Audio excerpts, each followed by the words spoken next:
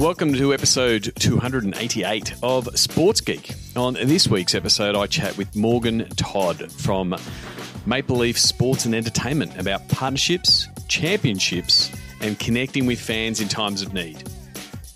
Welcome to Sports Geek, the podcast built for sports digital and sports business professionals. And now, here's your host who is ready to help you put cheeks in the seats, Sean Callanan. Thanks, DJ Joel. Yes, my name is Sean Callanan, and I really can't wait to the time when we can put cheeks back in the seats. It's really heartening to see fans starting to return. I'm recording this just before the AFL and NRL Grand Final happening this weekend. By the time you listen to this, those games will be run and done. So I'm going to wish best wishes to everyone involved, especially Melbourne Storm, clients of Sports Geek. I know they've done a terrific job dealing with the team. Being away from Victoria for most of the year to make the grand finals is a tremendous effort. So no matter what the result, congratulations both to the team on the field, but then also all the people behind the scenes at Melbourne Storm, making sure to keep the fans connected, which is also part of the discussion today. My name is Sean Callanan, as DJ Joel said. You can contact me in a variety of ways. You can use email, sean@sportsgeekhq.com. If you've got a question, a query, you want to know how I can help you, please reach out, use email. Or you can send me a tweet at Sean Callanan. And as always, if you have a spare 5 minutes or even 2 minutes, you could leave a review for this podcast on your favourite podcast platform. You can go to Apple Podcasts, sportsgeekhq.com/Apple Podcasts. It'll take you straight there. You can dive in, leave a review, 5-star rating, much appreciated. And I really do appreciate the people who have left one previously. Other than that, you can find everything at sportsgeekhq.com. That's where the podcast lives. That's where you can find the show notes. That's where you can find the links to all the guests and go into the archive. Before I get into my chat with Morgan Todd, I just want to give a quick recap of the Sports Biz Zoom calls. As I've had 1 week off, it's the first week off in about 30 weeks of having Zoom calls, 2 Zoom calls a week. Because we are now moving to fortnightly. So every second week on a Tuesday night at 8 p.m. Australian Eastern Daylight Savings Time and Wednesdays at 10 a.m. at the same time. That does overlap with times in your part of the world. If you're in Europe and or in Africa, it makes sense to turn up to the Tuesday night sessions, which is around lunchtime, your time. And the Wednesdays mornings in my time is also fits for the late afternoon, early evening in the US. So yeah, please come along. We've changed it a few times. We've done big topics. We've done niche topics. The last 5 we've just done covering all things digital to dollars. All of those are available as a replay if you're a Patreon subscriber. But what I want is to have people make an appointment viewing. So this week, October 27, 28, we are going to be looking at how digital and sponsorship has changed in 2020, which is actually part of the discussion in the conversation today with Morgan Todd, for the good. So what things have worked? What things have worked in 2020? So that's what the discussion will be. We're doing it over 2 calls. If you can't make it, as I said, you can watch the replay, and then we're going to be running them every 2 weeks. And what we're going to be doing is also deciding the topic at the end of the calls. So November 10, 11 and November 24, 25, we'll be having 2 more calls. So yeah, please set a date, mark it down in your calendar, go to sportsgeekhq.com/Zoom calls and book in and come along. And understand, for those of you who've been to 1 or 2 of them, one of the reasons we've gone to fortnightly rather than weekly is people are starting to get busy. Work is starting to come back. Sport is starting to recover, which is great. I'm loving getting people apologising that they can't come along. So once every 2 weeks, take an hour, network with people, learn what's happening in different parts of the world. Come along to Zoom calls. I'd love to see you there. sportsgeekhq.com/Zoom calls is how you can book for the next one. And also a very big thank you to everyone who has come on board as a Patreon subscriber to support what I'm doing here in the space, in the podcasting space, and the time put in to run Sports Biz Zooms. I really do appreciate it. You can do so with as little as $4 or $5 a month, or if you're a business or a startup that want to promote your wares and what you're doing and show support for what I'm doing in this space, you can also do that. You can go to sportsgeekhq.com/Patreon. And like I said, there's about 20 hours now of content of replays from Sports Biz Zoom calls that you can check out. So that's it. That's it for the plugs. That's it for the stuff around Sports Biz Zoom and Patreon. Wanted to get into my chat with Morgan Todd from Maple Leaf Sports and Entertainment, where we talked a lot about partnerships, championships, and also just the challenges of 2020 that we've all faced. Here is my chat with Morgan Todd.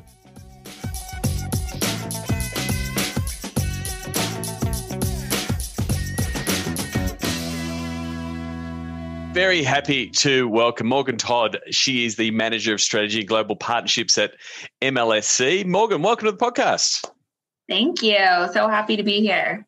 Yes. I actually think the last time I was outside the country was in your part of the world, where we met at C2 Montreal in Canada. So unfortunately, that's been the last time I was able to travel with life and pandemic. So it's good to catch up to discuss what your role is. So I guess before we get into that, how did you get into the world of sports and into your role at Maple Leaf Sports and Entertainment?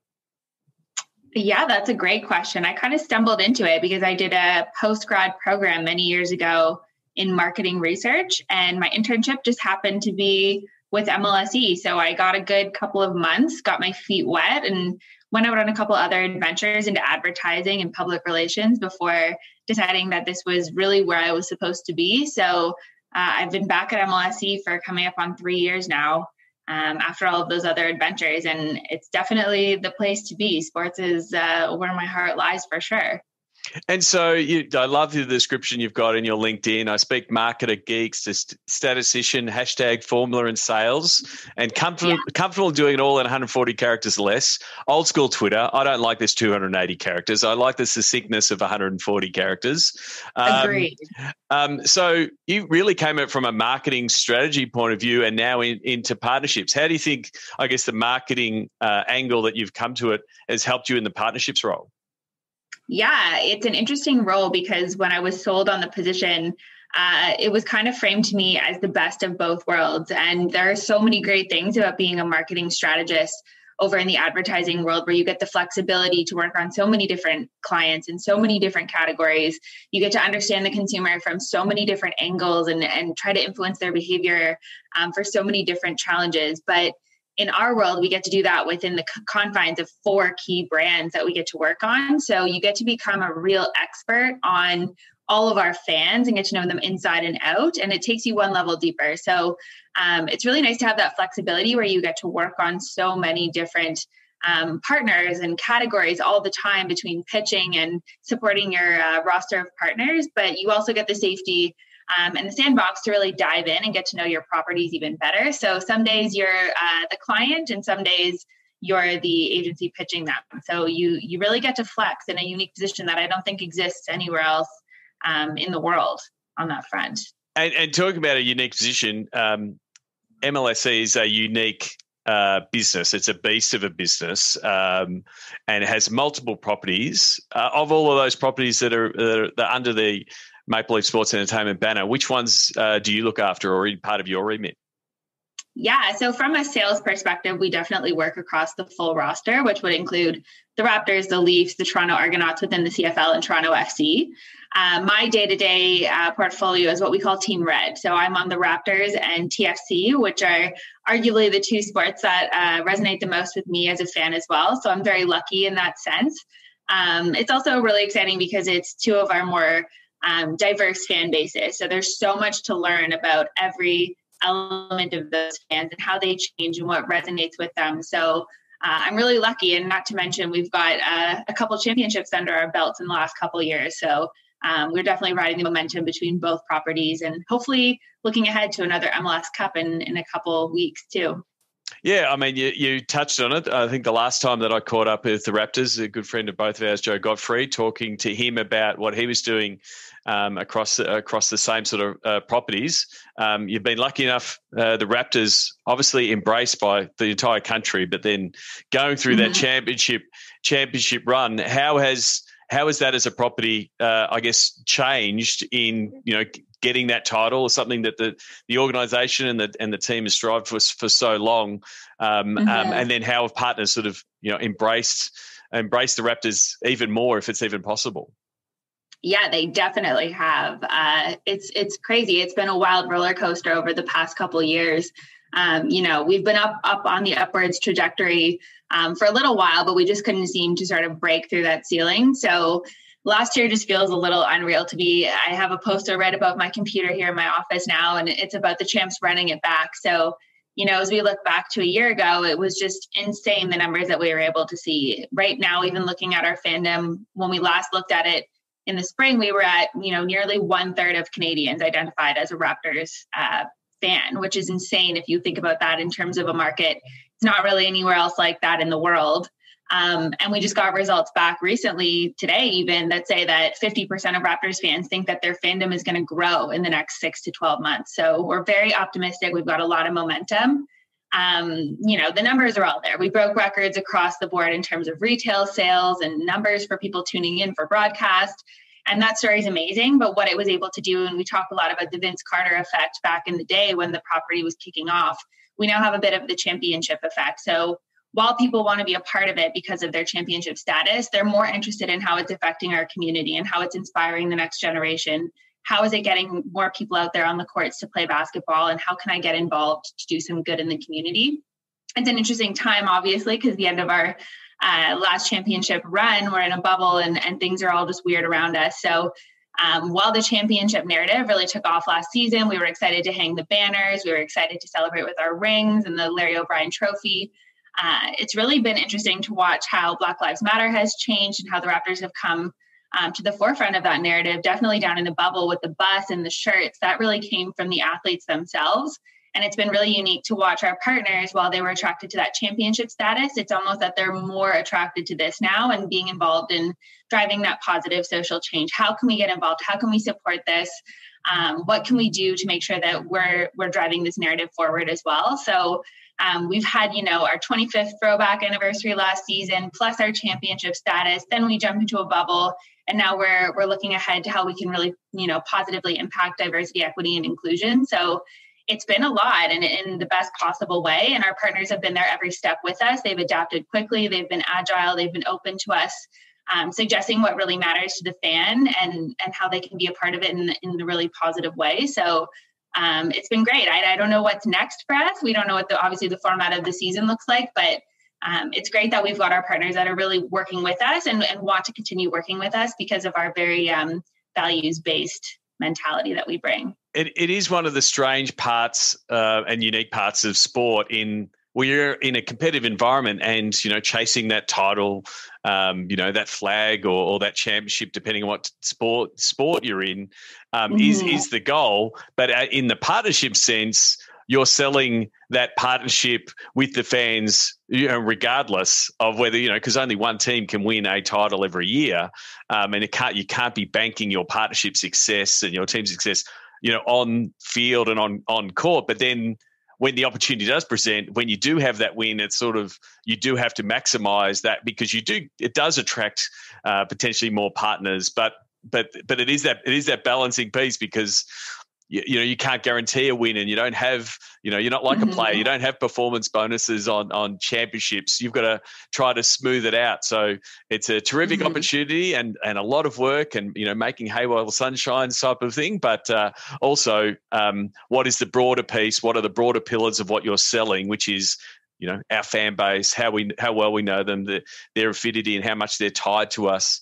And then this other part, which you were just mentioning there, the corporate social responsibility and why partners become partners. And what you were just talking about there about the community work and Black Lives Matter and the support of the community in COVID has been a big part of what's happened this year in, the pivot. Obviously, you can't do stadium activations and all of these things that you can't do, but you really had to lean on that pillar and that part of all the work that you've been doing across all the different teams, and your partners pretty much, they realize they want to be giving back and supporting the community, so become that vehicle for them to do that. Yeah, it's a really interesting landscape. We've, COVID hitting and social justice issues hitting the forefront, very similar in timing. Our partners, we thought, pivoted very quickly. We connect with all sorts of different people from other franchises across North America and in Europe, and we're constantly asking them, what are your partners saying? What are your partners looking for? What are they doing? And we've seen everything from some markets where nothing has changed whatsoever, and you have regular sales, new partners coming on board, sort of status quo. And on the other side, you've got markets where everything just stopped and there were no new partners that were interested in investing. The current partner roster wasn't comfortable with using up any of the value that they had invested within their partnership. So it's really interesting. It's all over the place. We've been very lucky that our partners are very strategic in a lot of sense. They're very sophisticated in the Toronto market. So when we bring new opportunities, new digital ways of reaching our fans, we always say fandom doesn't turn off. When the season stops, when the game ends, fans are still engaged. They're engaged 24/7, 365. So just because our seasons aren't on right now, our fans are still open and engaged, and they're still checking their Instagram every day. So what are we doing to get their attention and keep them engaged in a way that's very purposeful, and we're listening to what they want to talk about? It would be a little bit naive of us to be continuously putting out sports stats when COVID originally hit and people were panicking to think about their own health and their own family and how to stay engaged and what they were going to do at home. So, we pivoted quickly and we said, we're going to scrap. We had pieces that were already filmed and ready to go out that week when everything shut down. And we said, let's stop for a second, but let's start to think about how we're going to create content that's going to lean into all of these themes. So we've been very lucky in that sense. And that was that, like, you're able to lean in to community initiatives you're already doing, like your Real Food Rescue with Hellmann's. It's like, oh, we're already doing that. And it was sort of like, further down the list of, these are things we're doing for the community. But now they're super relevant and super needed. And there are people in, desperate needs. And so it was a matter of, one, we'll amplify that, that as a campaign, but do more, like, the Bring Toronto Back campaigns that you brought out as well. Yeah, exactly. That's, in those first couple of days, we decided that the arena probably wouldn't be open for a while. And we have so much fresh fruit and vegetables and meats and all sorts of food coming in on a daily basis. So we had already acquired a lot of it. And without those games, there was supposed to be a Leafs game the night that everything shut down.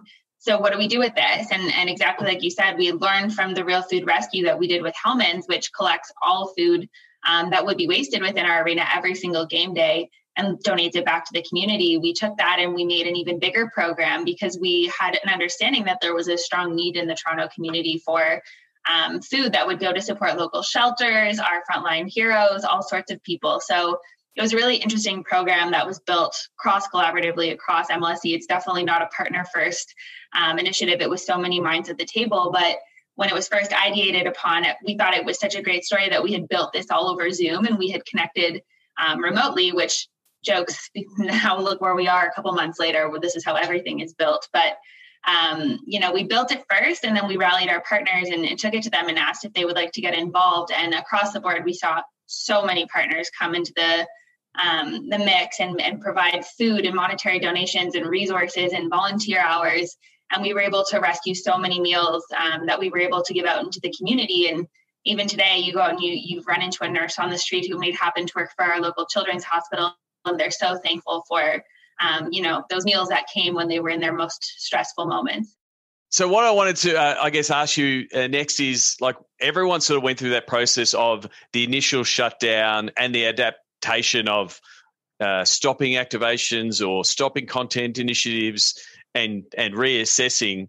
And then everyone started to look at what is the road back, like whether it's getting the teams back on court with, MLS is back tournament, the NBA starting up a bubble and starting having a plan of somewhat regularity will start coming back. How did you go from, firefighting and crisis mode to, hey, what's this new normal? How do we re-engage our partners? How do we adapt what we might have done? What was that period like for you and your team? I guess working across functional teams of, the digital folk and talking to your partners. What was that period like? Again, like everybody, doing it working from home via Zoom, your Slack or your Teams, firing up like crazy. What was that period like?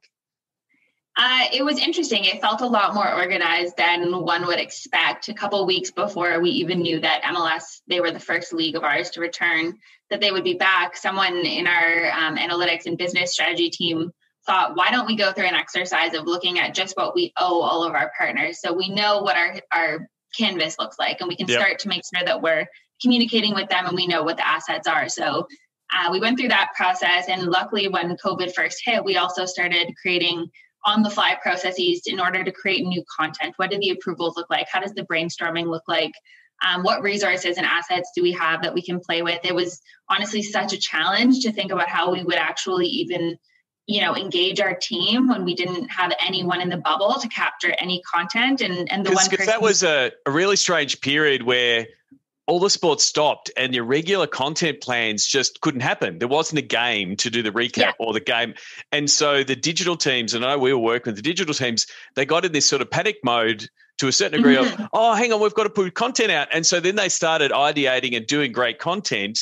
And for some of them, if they weren't connected to commercial, like they were just putting out great content and not connecting it with and potentially, in some instances, like over delivering, like they got into make good territory so quickly. You go, we'll do this and we'll do this. And I was like, well, hang on, like we don't know how long this is going to be, and also the rest of the season will come. So there is a whole bunch of assets that will be changed that we've got to do. So it was a real balance of, we've got to get stuff out to the fans, but it's like what's this whole year going to look like? And it was a bit hard to predict, but it was like there was a little bit of either over engineer, like a lot of activity early on to go, well, hang on, it's sort of like this weird off season.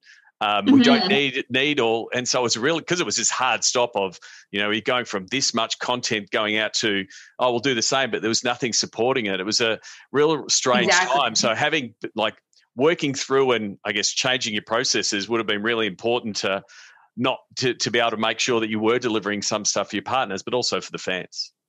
Exactly. And just how we all work together. When you say cross collaboratively, it's hard to get those approvals when you can't just run down to somebody's office and get it on their desk in time. So those processes kept us all in track, and slowly over time, we were able to learn, how we could actually access any footage of the athletes, what those social media posts may look like. Each league was different. The challenge to even just understand what our signage assets was chaos at first, because they were changing all the time based on whether, signage was even working on site. Down in Orlando, there were challenges with electricity just working within the bubble. So some days you could see all of your partner signage up and running properly during a game, and other days you lost 2/3 of it. So definitely a challenge. I think we've learned throughout all of this that agility is key, that whatever doesn't get used in terms of value is still there for us to use later, and we're still able to reach our fans in unique ways. So the patience that we've all gained and sort of the flexibility that maybe we wouldn't had in our normal four walls and our normal arena on any given day has grown immensely, which is great across all of our internal and external teams. Our partners have been there along with us. We've had to change plans 2, 3, 4 times the night before when things are getting up and running. So it's a lot of learning in a good way, and hopefully things that'll last even as we exit COVID, hopefully one day, and return to some sense of normalcy. Yeah. I mean, MLSE is a super digital savvy organization and doing a lot of things in the digital space with partners. But we've seen this scene of obviously even put digital even more in the forefront. Have you even seen like even more partners that may have always been signage guys or teams that just do stadium activations or just do things that are, non-digital start coming across and even going, okay, actually, if it's our only option, we'll go into the world of digital and sort of have that finally that light bulb moment go off, that's what you've been pitching to us for the last 6 years. Have you still seen more partners go, we will try digital now and realize it is the way to connect with fans these days?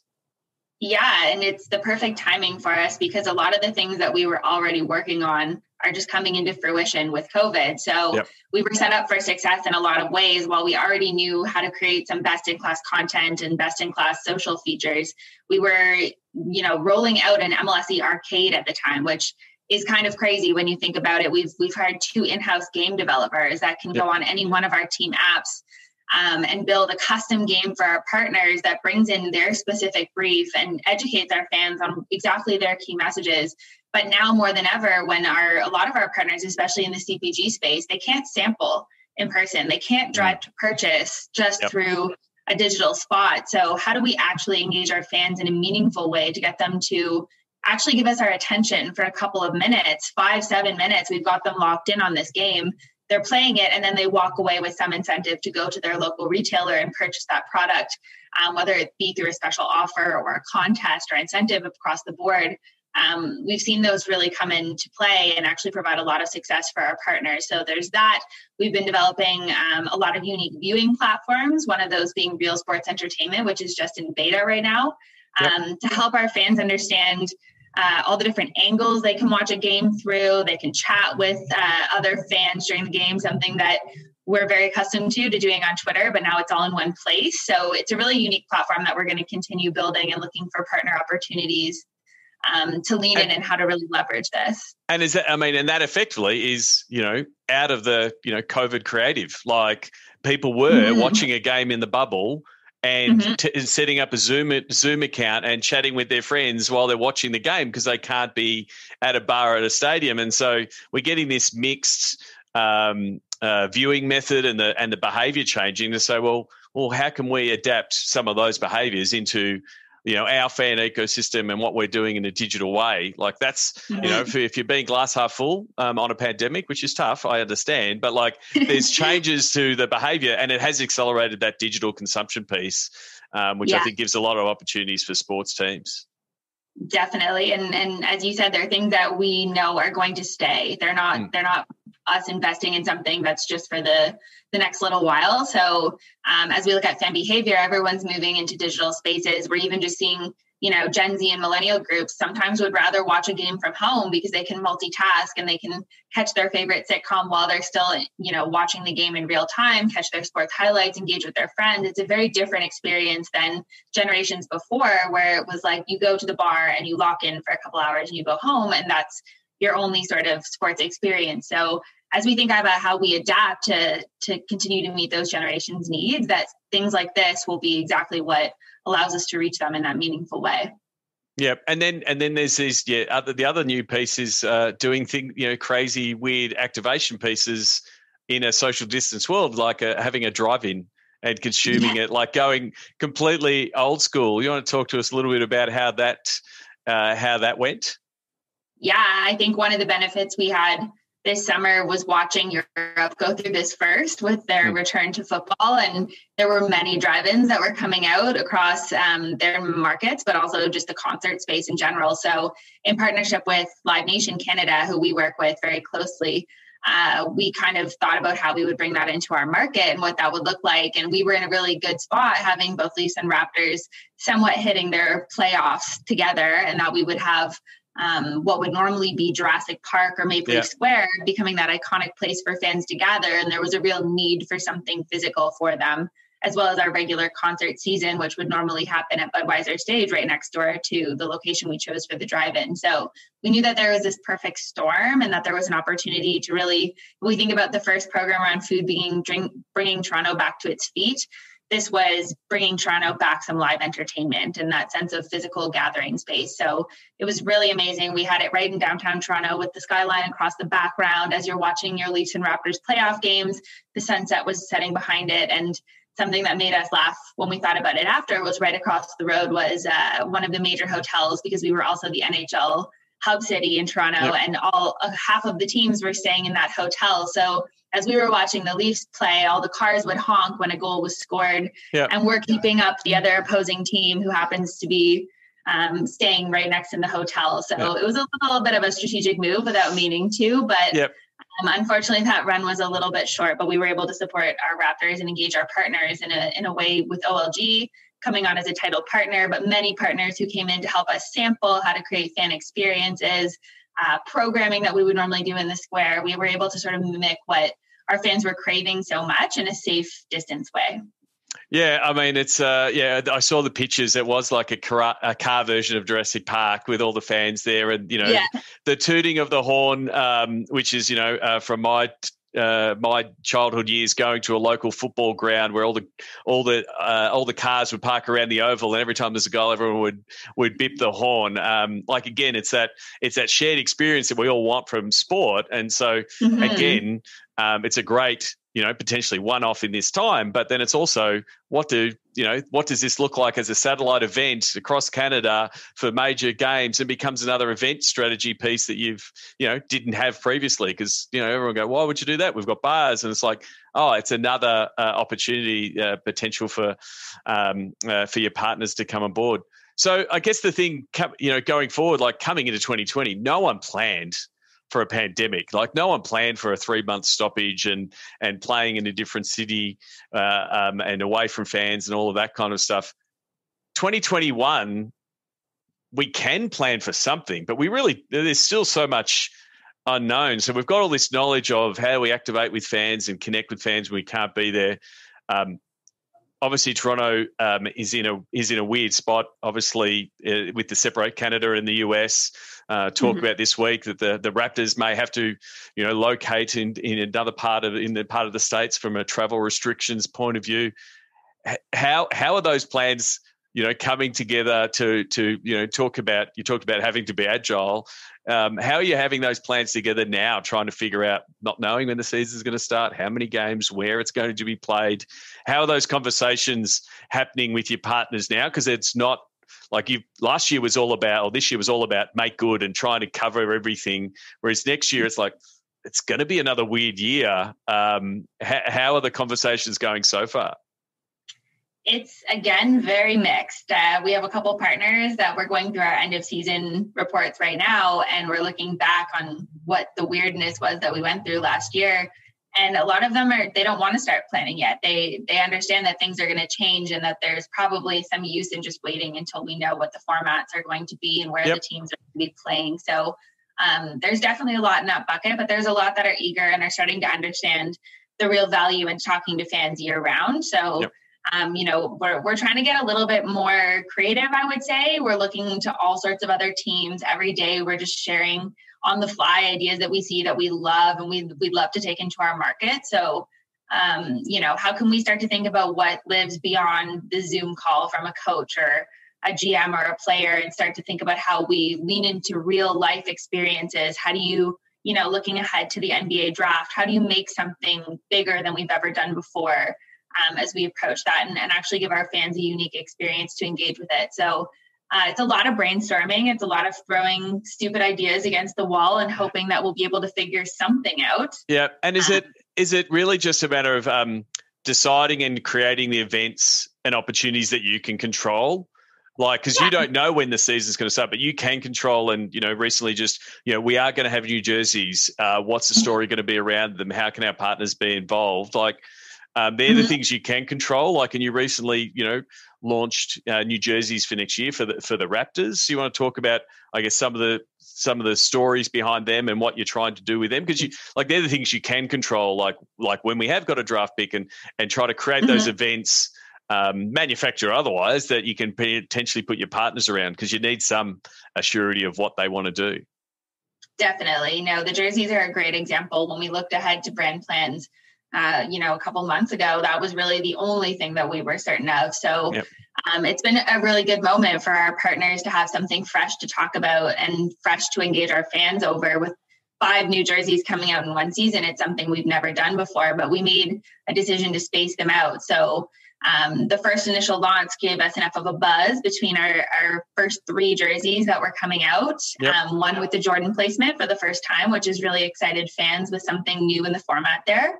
And we'll have 2 more that'll come out into the fall and spring months ahead. So it gives us something to pulse, new stories to tell. We're taking a really unique approach this year where each of the different 5 jerseys will have a different narrative and a different persona and a different element of the Raptors brand.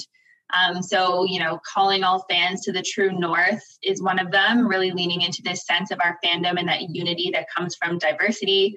We've got one that's really about the grit and the outsider status and that mentality that we've always had to be with the only Canadian team in the NBA, and that really outsider status that we're returning to now that we're sort of on the revenge to get back to our championship status. Another just being the icon and the leadership and being the only team with, representing sort of that Kyle Lowry mentality of the team. So we've got 2 more that'll be coming out. We're really excited. We're going to be leveraging tons of influencers, content, different ways of bringing it to life. So it's something that's good for our partners and something that they can help rally around and choose the story or the stories that they most resonate with from their own brand angle or their target. So it's been really great on that front. And ahead of that, as you said, we've got season tip-off, puck drop, kickoff ahead. We know that there'll be draft days. We know that those regular moments of the season will hopefully come and go as we're used to. And if they don't, we'll just pivot again and try to adapt to what is in front of us.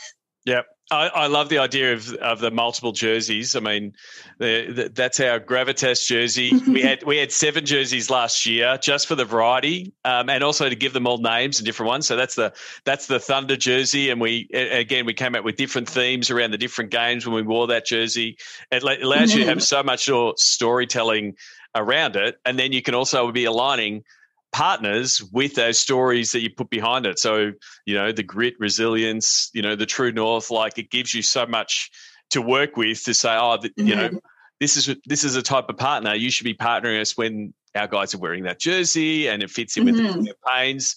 That's where I really like the idea of, multiple jerseys and being able to tell different stories around them. I think it's amazing. And it allows our fans to express their own different personalities through our team as well, which is something we've definitely been looking to the football culture to learn from. It's not always been a thing in North America to have so many different jerseys, but it's definitely something that's catching on. And the idea of such a big launch around them, we've seen so much success. We're looking across to the other sides of the world to help inspire us. So it's been, super exciting for our fans. Everyone wants to collect all 5. So it's great for us in that sense. And I'm excited to even get one myself. Haven't done that yet. Terrific. Well, I really appreciate you coming on and taking the time. Been good to catch up. I want to close things off here with the Sports Geek Classified. I'm here with Morgan Todd. Do you remember the first sports event you ever attended? I do. It was a Toronto Maple Leafs game at Maple Leaf Gardens with my dad, and I was far too young to appreciate what I was there for. I remember I ate way too many snacks and felt very, very ill. So, so one of those big popcorn buckets that you can practically couldn't see over. Candy, pop, all of the above. My dad just let me go wild because he was there for the game and was really tuned in. And my mom was not happy about it. That's right, but that's what a first sports experience should be, right? As someone who's taken my kids. That's why I know. You've been to a lot of sports events in your time. Do you have a go-to food, or do you have a favourite food memory? I mean, the food game has definitely stepped up since that first game.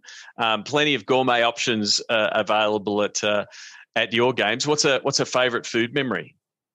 Yeah, when I was actually an intern, I used to volunteer to sell pucks at Leafs games, and I remember that you got a food credit with it. And obviously, being an intern, my first thought was always to spend that on funnel cake fries. So, referencing poutine and being relevant to Canadians, it was a funnel cake bowl that was just layered with ice cream and whipped cream and chocolate, and that would be dinner. So I would still say that would be my preferred sports game. Very good, very Canadian, obviously. Very Canadian. Yeah. What's the first app you open in the morning? I'm a Twitter girl. Live, eat, breathe Twitter. That's where I get all of my news from. That's where I follow all the athletes. That's where I follow all the sports media. So first thing, that's probably open before both my eyes are even open. So this is where you get to plug your Twitter handle. What is your Twitter handle so people can send you a tweet to tell you they've listened to this podcast? That was a perfect segue.